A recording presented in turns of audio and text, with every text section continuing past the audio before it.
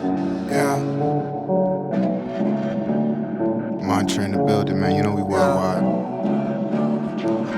Ain't nothing stopping us, ain't nothing holding us back, nigga. We going for the motherfucking top. Talk that shit, talk that shit, talk that shit. How's it going, people? Welcome back to the channel. Today I'm going to be talking you through the top 5 cheap ways that you can make your car handle a ton better. If you've been watching the channel for a while, you'll know that I've been making basically 2 different types of videos. One set on my VW Polo 9N and another set on top 5s of just different topics that I thought are interesting, basically. Today I'm going to be bringing those 2 types of videos together to talk about my car, how I've made it go a lot better in terms of the handling, as well as obviously bringing together that top 5 aspect and you get a full-on top 5 video. The 5 things I'm going to talk about are things that have definitely helped me with my car, and I hope they help you with yours as well. All of them might not apply. You might have far nicer cars than me with way better features, etc., that basically mean that you don't need to do all the things that I'm going to say in this video. But if you have a car like mine, or a car that's even a little bit better than mine but doesn't come with sports suspension, that kind of stuff, these things are going to be really, really helpful. Topic of the week this week is, of the 5 modifications I'm going to mention, which one would you want on your car, or which ones do you already have on your car? Throw your answers down in the comments and we'll have a chat about it. As always, remember to like, comment, subscribe, all that great stuff, and without further ado,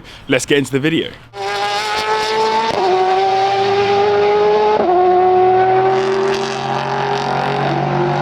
Starting us off at number 5, we have you, the driver. You need to be able to make use of the car to an extent that these modifications that I go through in this video are actually worthwhile. A lot of people think they're great drivers, and I am by no means a pro, and I've done a few driving courses and that doesn't make me any good, but there are some fundamentals of driving that will help you to make use of any modification that you do to your car and help you to basically just drive better and make the car handle better underneath you. It is all about weight transfer. When you brake, the car dips forwards. When you turn right, it dips to the left. When you turn left, it dips to the right, and when you accelerate, it dips to the back.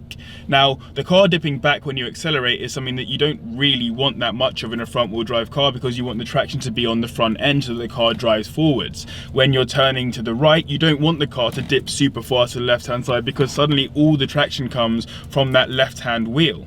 Similarly, same with the right-hand side as well. And when you brake and the car dips forwards, you lose the stability of the car that you otherwise might have had. The fundamental factor in driving a car well around corners is understanding those different weight transfers and applying them in a way that means that you don't end up with too much weight in any area at any point in time, unless you really kind of know what you're doing. When you come into a corner and you spot the line you want to take, you should brake progressively. It shouldn't be an immediate stamp on the pedal and then the car dips forward really hard. It should start to dip like this rather than like that, if you know what I mean. And then when it comes to turning, you shouldn't really be turning and braking unless you're trail braking. Sometimes if you come into a corner too fast, you might want to trail brake, which means that you're braking and turning, but the braking is very slight. It's like feathering the brake rather than being actually on the brake. In an ideal world, you'll have done your braking, you'll get the turning correct, and you'll be a little bit on the throttle, not massively on the throttle, just a little bit on the throttle to keep the car stable, basically, because if it's off the throttle and it's coasting, you're basically losing time where you could have either been braking or driving,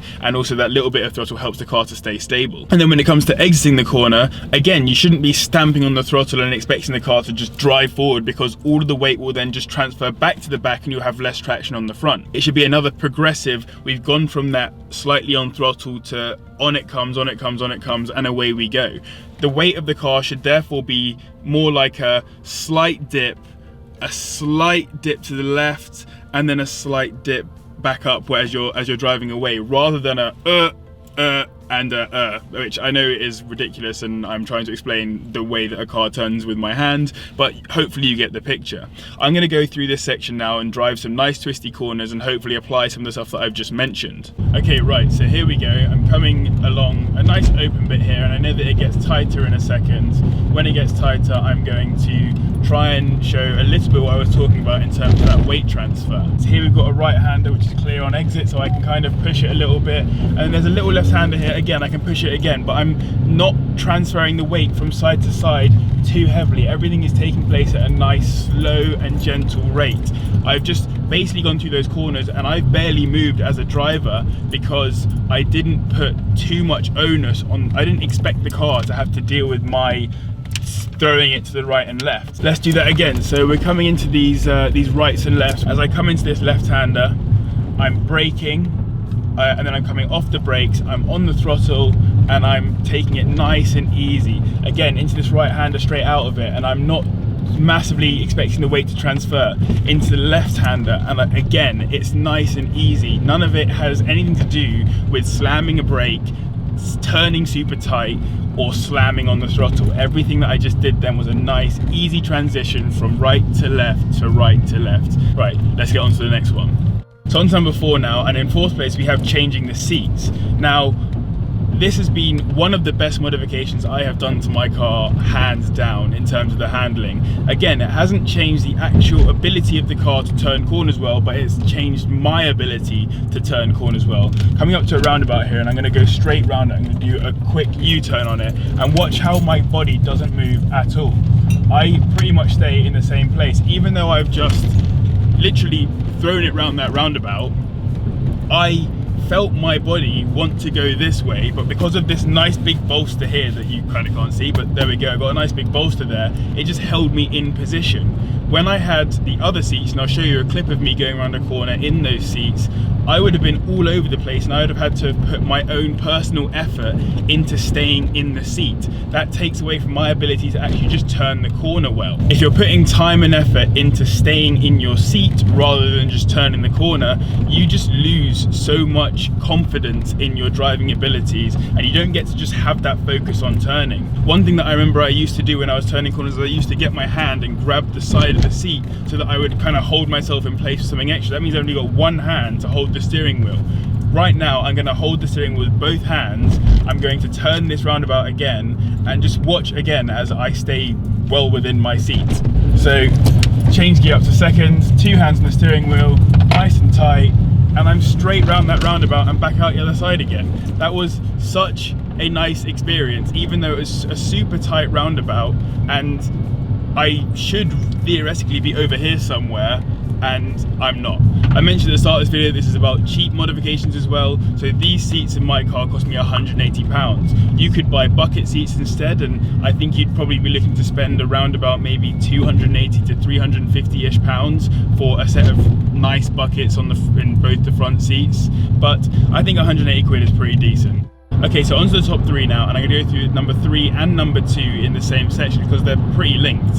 At number 3 we have lowering the car, and at number 2 we have stiffer suspension. Everyone always talks about lowering their cars, whether that be through lowering springs or coilovers or whatever, but basically lowering a car can have some significant effects on your handling, good and bad. So here you can see my VW Polo 9N in all its glory, and it's 3 centimeters lower than the average 9M, which really isn't that much. It's almost too little to notice at points, so if I didn't tell you it was lowered, you might not actually know it was. But 3 centimeters has actually had a significant impact. First and foremost, what lowering the car does is help it to have a lower center of gravity, which is really important for body roll. As part of that, the car actually increases in stability. And now, when we were talking before about turning corners progressively and to kind of keep the stability of the car, lowering it actually just helps you to maintain that stability far better than if the car was a little bit higher. To put it into one sentence, lowering your car helps the car to sit flatter around turns and be more stable. In terms of stiffening the suspension, this can really depend on how stiff the springs already are on the car. When you buy a car like the VW Polo 9N, the springs on the car are absolutely fine and they're perfect for a comfortable ride, but they're actually very loose and springy and they bounce around quite a lot. By stiffening the springs, you actually help the car to feel that little bit more agile when going into corners. When you turn, you get more responsiveness, and ultimately that helps you to feel way more in control of the car than when it's a little bit more springy and everything happens a little bit more bouncily. I'm not sure that's a word, but whatever. When the car is more agile and you feel more in control of it, ultimately you feel like it has a lot better handling. That's exactly what's happened since stiffening the springs on my car. So for those of you that aren't aware, I've got iBack Pro Sport lowering springs on the car, and what they basically do is lower the car by 3 centimeters, as I mentioned, but also help it to feel that bit more agile, and that's ultimately what helps it to handle that much better. There are some downsides to lower suspension and stiffer springs, the first one being potholes. When you hit a pothole with stiffer springs, you definitely feel it far more than you would have done with your normal springs in the car. And those speed bumps are generally okay, specifically because I haven't really lowered mine by that much. The plastic, really tough ones that I used to be able to sort of get over a little bit nicer in my old suspension, the car does not like those now. So those are some key points to remember when it comes to lowering the car or stiffening the springs. But for me, as an overall, it's made the car so much better, and for £30 in total, including the dampers, which weren't really necessary. It was very much worth it. You could do the same thing that I've done to my car by spending about £130 to £140 if you have the same car. Obviously, springs on different cars differ in price, so keep that in mind.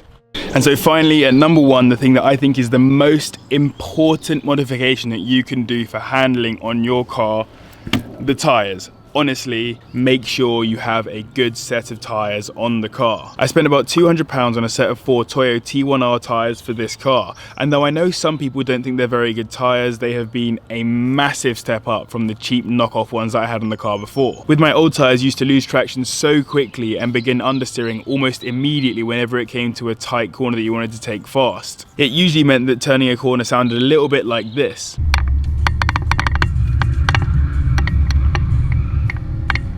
When it comes to these tyres and turning the same corner, you get none of the understeer, none of the squealing, and just traction and drive all the way through the corner, and it's just such a better experience.